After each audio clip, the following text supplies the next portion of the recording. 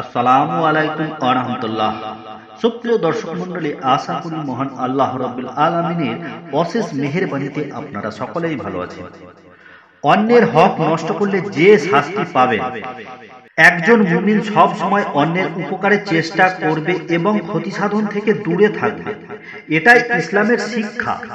কারণ যারা মানুষের উপকার করে, আল্লাহ তাদের ভালোবাসেন। অন্যের ক্ষতি সাধন ও হক নষ্টের চেষ্টাকারীদের আল্লাহ সাময়িকভাবে ছাড় দিলেও তাদের জন্য শাস্তি অবধারিত।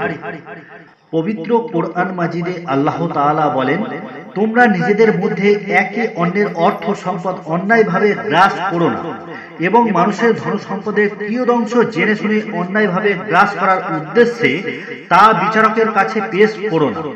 সূরা আল বাকারাহ আয়াত নম্বর 188। কোরআন মাজিদে আরো বলা হয়েছে, নিশ্চয়ই আল্লাহ তোমাদের নির্দেশ দিচ্ছেন, তোমরা আমানতকে তার মালিকের কাছে প্রত্যার্পণ করো বা ফেরত দাও। সূরা আন-নিসা আয়াত নম্বর 58। হযরত আবু সিরমা রাদিয়াল্লাহু তাআলা আনহু থেকে বর্ণিত, রাসূলুল্লাহ সাল্লাল্লাহু আলাইহি ওয়াসাল্লাম বলেছেন, যে ব্যক্তি অন্য কারো ক্ষতিসাধন করে, আল্লাহ তাআলা তা দিয়েই তার ক্ষতিসাধন করেন। যে ব্যক্তি অন্যকে কষ্ট দেয়, আল্লাহ তাআলা তাকে কষ্টের মধ্যে ফেলেন। তিরমিজি হাদিস নম্বর 1940। অন্য হাদিসে ইরশাদ হয়েছে, হযরত আবু সিরমাহ রাদিয়াল্লাহু তাআলা আনহু থেকে বর্ণিত, নবীজি সাল্লাল্লাহু আলাইহি ওয়াসাল্লাম বলেছেন, কেউ অন্যের ক্ষতি করলে আল্লাহ তার ক্ষতি সাধন করবেন।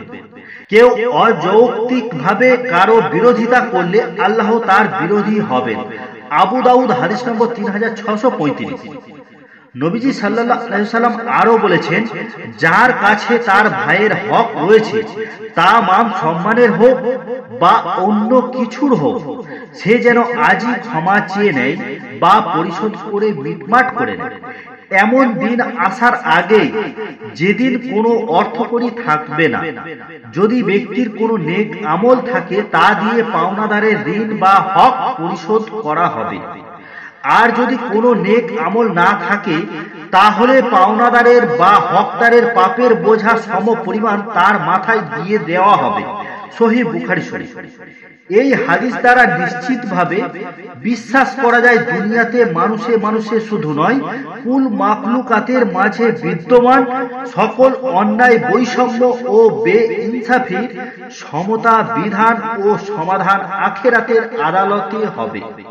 কেউ কারো হক নষ্ট করে দুনিয়াতে পার পেয়ে গেলেও আখিরাতে তাকে অবশ্যই পাকড়াও করা হবে এবং সে হক আদায় করা হবে।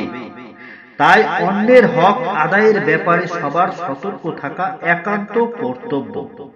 ভিডিওটি লাইক, কমেন্ট, শেয়ার করবেন। চ্যানেলটিতে নতুন হয়ে থাকলে সাবস্ক্রাইব করে পাশে থাকা বেল আইকনটি বাজিয়ে দেবেন আরো নতুন নতুন ভিডিও দেখার জন্য। পুরো ভিডিওটি দেখার জন্য ধন্যবাদ। সুস্থ থাকুন, ভালো থাকুন।